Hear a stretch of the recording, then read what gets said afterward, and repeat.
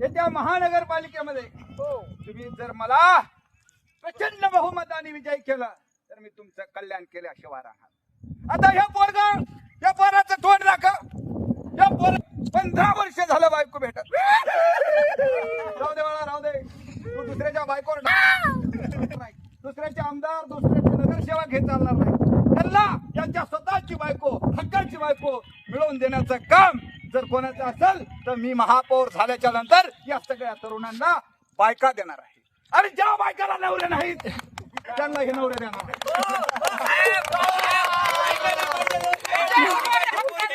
बायका पोरगीच देणार आहे.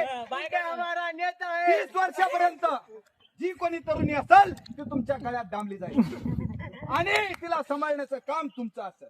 मग ती खून करू तुमचा काही करू मारून टाकू घरामध्ये फलची खाली टाकू तिचं ऐकावं लागेल. म्हणून येत्या निवडणुकीत तुम्ही याचं त्याचं कोणाचं बटन दाबायचं नाही, माझं दाबायचं. काळं निळं होस्टर दाबायचं. माझ्या चिन्हा समोरचं चिन्ह बटन. आणि आज जर आपली सत्ता आली तर तुम्हाला सगळ्याला पुण्याला फिरायला नेईल.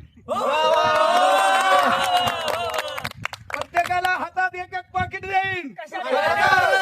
अरे लाडूच रे. अरे देवाला फिरायला नेईन मी. हा तुमच्या चोराच्या मनात चालणं हे अतिशय वाईट आहे. मला माहिती तुम्हाला कुठं जायचंय. लोकांना पण माहिती कुठं जायचंय तुम्हाला. आणि या ठिकाणी आप्पा कुठंच नाही जाग्यावर. पण इतका नाद आहे माझा कार्यकर्ता आहे. लहानपणापासून चोरीत आला देव आता माग उभा राहिला म्हणे तात्या तुम्ही उभा राहा. मी आप्पा तुमच्या सोबत आहे. कोणी नाही आला तरी चालन. 4 बाया महामाग आहे.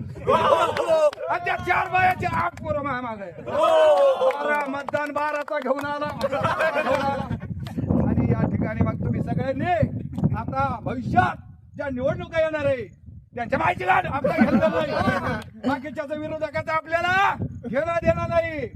एकेकाच्या मायाचा टन्ना आतापर्यंत त्यांनी काहीच केलं नाही. म्हणून मी सांगतो या मागच्या लोकांच्या मायचा टन्ना आता निवडून द्या राजेश खन्ना.